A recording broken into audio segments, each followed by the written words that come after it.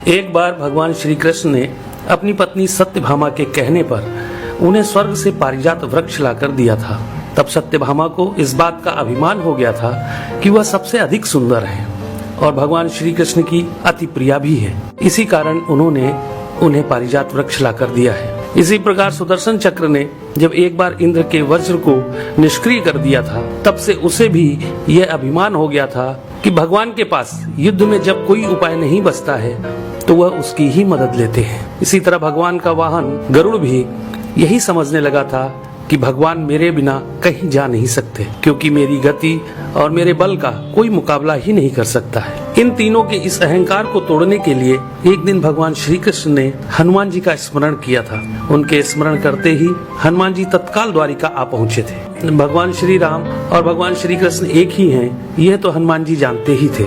साथ ही वह यह भी जान गए थे कि भगवान श्री कृष्ण ने उन्हें किस कार्य के लिए बुलाया है। इसलिए वे भगवान श्री कृष्ण के दरबार में जाने की जगह द्वारिका के एक बहुत ही सुंदर बागीचे में चले गए थे और वहाँ के वृक्षों में लगे फलों के साथ साथ वृक्षों को भी तोड़ने लगे थे। यह खबर जब भगवान श्री कृष्ण के पास पहुंची कि एक वानर बगीचे को उजाड़ रहा है, तो भगवान श्री कृष्ण ने गरुड़ से कहा कि तुम सेना लेकर जाओ और उस वानर को पकड़कर मेरे सामने ले आओ।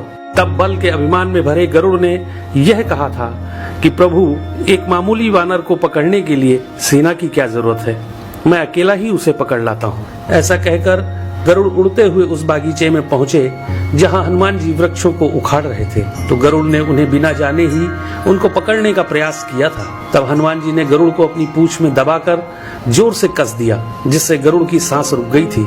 गरुड़ को इस प्रकार कुछ समय तक पीड़ित करने के बाद हनुमान जी ने अपनी पूंछ से ही गरुड़ को दूर समुद्र में फेंक दिया था।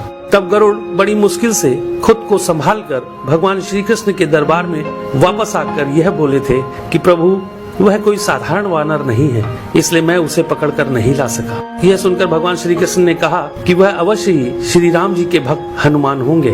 तुम उनके पास जाकर यह कहना कि श्री राम ने उन्हें बुलाया है, वह अवश्य चले आएंगे और हो सके तो तुम उन्हें अपने साथ ही लेकर आना। भगवान श्री कृष्ण की आज्ञा पाकर गरुड़ हनुमान जी को ढूंढते हुए वहां से बहुत दूर मलय पर्वत पर पहुंच गए थे और हनुमान जी से अपनी भूल की क्षमा मांगते हुए उनसे यह कहा था कि भगवान श्री राम ने आपको याद किया है, आप मेरी पीठ पर बैठ जाइए, मैं आपको शीघ्रता से उनके पास पहुंचा देता हूं। हनुमान जी प्रभु की यह लीला भी समझ गए थे, इसलिए उन्होंने गरुड़ से यह कहा था कि तुम चलो, मैं तुम्हारे पीछे ही आता हूँ।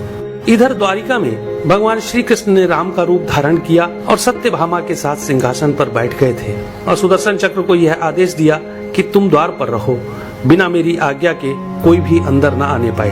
तभी हनुमान जी द्वार पर पहुंच गए थे तो सुदर्शन ने उन्हें रोकते हुए यह कहा था कि तुम बिना आज्ञा के अंदर नहीं जा सकते हो।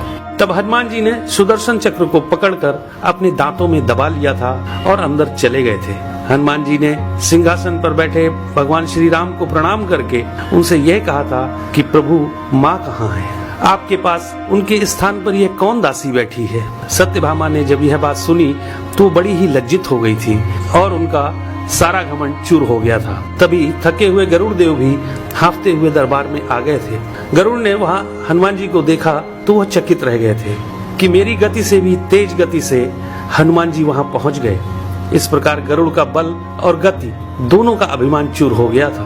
तभी श्री राम रूपी कृष्ण ने हनुमान जी से यह पूछा कि तुम अंदर कैसे आ गए थे? तुम्हें क्या द्वार पर किसी ने रोका नहीं था? तो हनुमान जी ने कहा, सुदर्शन चक्र ने मुझे रोका तो था, परंतु मैं आपके दर्शन में विलंब कैसे कर सकता था, इसलिए मैंने उस सुदर्शन चक्र को अपने दांतों में दबा लिया था। यह कहकर हनुमान जी ने अपने मुंह से दबे हुए सुदर्शन चक्र को निकालकर प्रभु के चरणों में डाल दिया था। इस प्रकार सुदर्शन चक्र का भी सारा घमंड समाप्त हो गया था।